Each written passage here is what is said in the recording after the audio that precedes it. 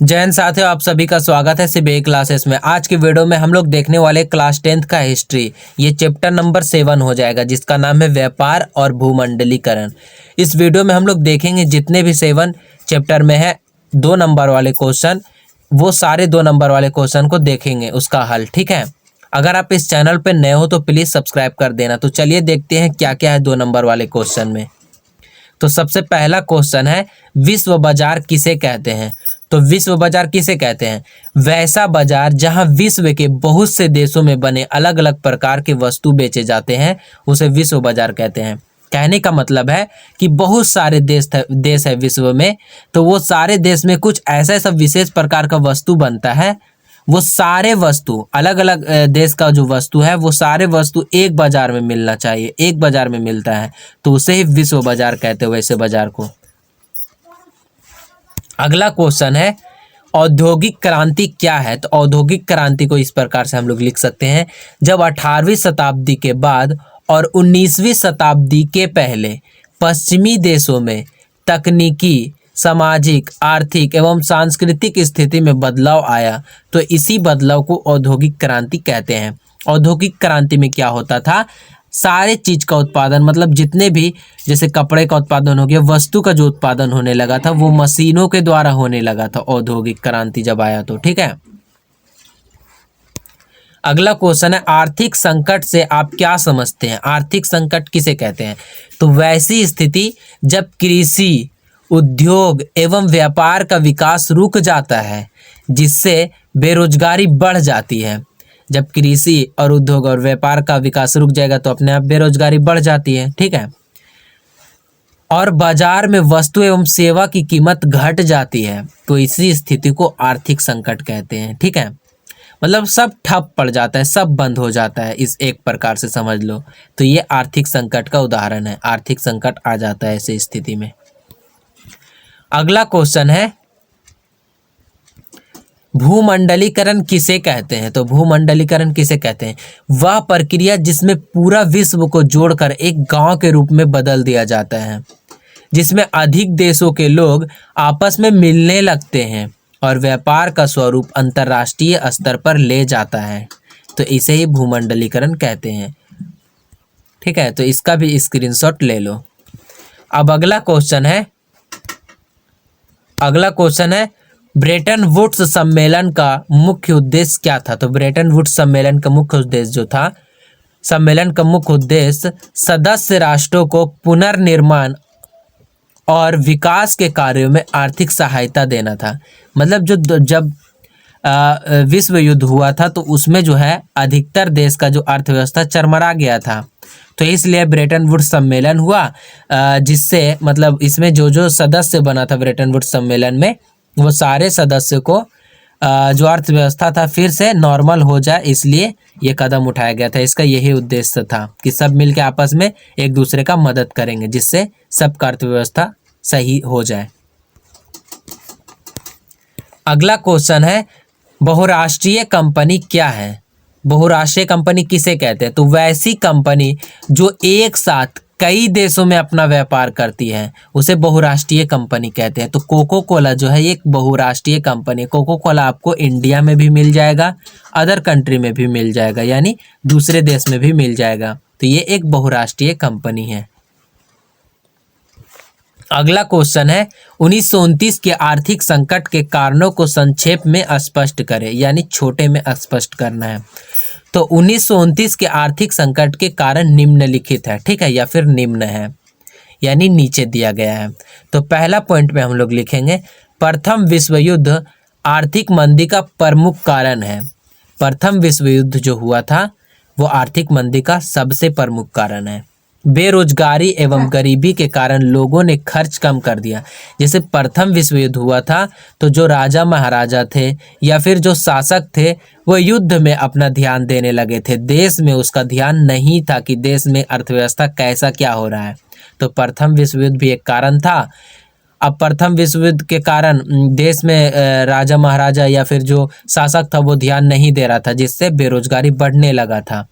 उत्पादन में भारी वृद्धि हुई, लोगों ने तो बहुत ज़्यादा उत्पादन कर दिया लेकिन वो बिक नहीं पा रहा था। कृषि उत्पादन बहुत अधिक बढ़ गया था, परंतु उसे खरीदने वाला कोई नहीं था। कर्ज देने वाले बैंक भी डूब गए थे। तो इसका भी स्क्रीनशॉट ले लो। अगला क्वेश्चन है औद्योगिक क्रांति ने किस प्रकार विश्व बाजार के स्वरूप को विस्तृत किया। तो विश्व बाजार के स्वरूप का विस्तार औद्योगिक क्रांति के बाद ही हुआ। ठीक है, इस क्रांति ने बाजार को तमाम आर्थिक गतिविधियों का केंद्र बना दिया। जैसे जैसे औद्योगिक क्रांति का विकास हुआ, बाजार का स्वरूप विश्वव्यापी होता चला गया और 20वीं शताब्दी के पहले तक तो इसने सभी महादेशों में अपनी उपस्थिति कायम कर ली।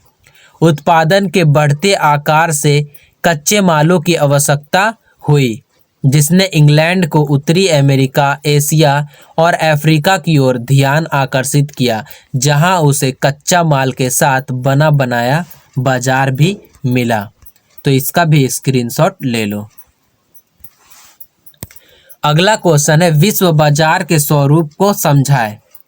तो विश्व बाजार का स्वरूप कैसा है?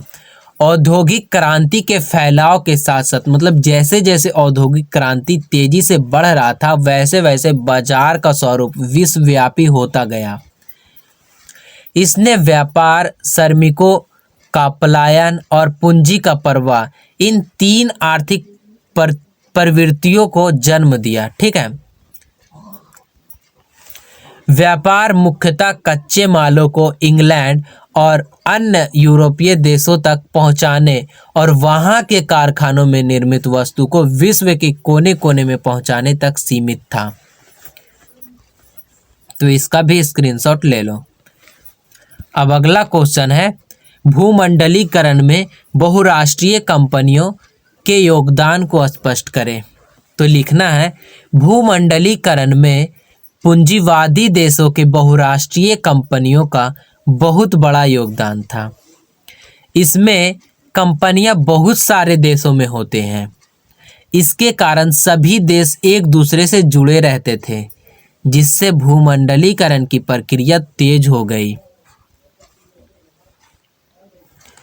अगला क्वेश्चन है 1950 के बाद विश्व अर्थव्यवस्था के पुनर्निर्माण के लिए किए जाने वाले प्रयासों पर प्रकाश डाले।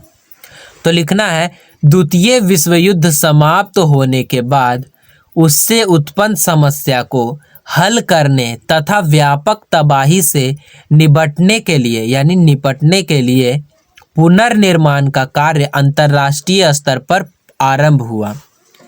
1957 में यूरोपीय आर्थिक समुदाय यूरोपीय इकोनॉमिक कम्युनिटी की स्थापना की गई। इसमें कई देश शामिल हुए। इन देशों ने एक साझा बाजार स्थापित किया। विश्व अर्थव्यवस्था के पुनर्निर्माण में अमेरिका और रूस का योगदान महत्वपूर्ण था। तो इसका भी स्क्रीनशॉट ले लो। अगला क्वेश्चन है भूमंडलीकरण के भारत पर प्रभाव को स्पष्ट करें। तो क्या प्रभाव पड़ा भूमंडली के कारण भारत पर? 1991 के नई आर्थिक नीति की घोषणा के बाद भारत में तेजी से आर्थिक विकास हुआ। जीविका के उपार्जन बढ़े हैं। सेवा क्षेत्र में बैंकिंग, बीमा, व्यापार आदि में रोजगार बढ़े हैं। भारतीय कंपनियां विदेशों में अच्छा कार्य कर रहे हैं। यह सभी भूमंडलीकरण के प्रभाव है। तो इसका भी स्क्रीनशॉट आप लोग ले लो। अब अगला क्वेश्चन है विश्व बाजार के लाभ और हानि पर संक्षिप्त टिप्पणी लिखे। तो सबसे पहले हम लोग लिखेंगे विश्व बाजार के लाभ निम्नलिखित है। पहला लाभ है विश्व बाजार के कारण व्यापार की गति काफ़ी बढ़ गई। फिर दूसरा है विश्व बाजार के कारण 3 सामाजिक वर्ग का जन्म हुआ। फिर तीसरा है विश्व बाजार के कारण बैंकिंग का उदय हुआ। फिर चौथा है विश्व बाजार के कारण रेल मार्ग एवं जल मार्ग का विस्तार हुआ। फिर पांचवा है विश्व बाजार ने रबर, कॉफ़ी, नील इत्यादि का उत्पादन काफ़ी बढ़ा दिया। ठीक है, अब हम लोग लिखेंगे विश्व बाजार के हानि। तो विश्व बाजार के हानि यहाँ पे दिया गया है। विश्व बाजार का पहला हानि जो हुआ विश्व बाजार ने नए उपनिवेश को जन्म दिया। ठीक है, विश्व बाजार ने पुराने उपनिवेश का शोषण तेज कर दिया। विश्व बाजार ने लघु एवं कुटीर उद्योग को नष्ट कर दिया। विश्व बाजार ने गुलाम देशों में बेरोजगारी बढ़ा दी, जिससे भूखमरी की समस्या आ गई। विश्व बाजार प्रथम विश्व युद्ध का भी कारण बना। तो इसका भी पूरा स्क्रीनशॉट ले लो एक साथ। तो आज का वीडियो यहीं तक समाप्त होता है। कल के वीडियो में हम लोग देखेंगे इसके नेक्स्ट चैप्टर, जो कि अंतिम चैप्टर होगा, वो वीडियो को। ठीक है, तो अगर आप इस चैनल पे नए हो तो प्लीज़ सब्सक्राइब कर देना और वीडियो को लाइक कर देना।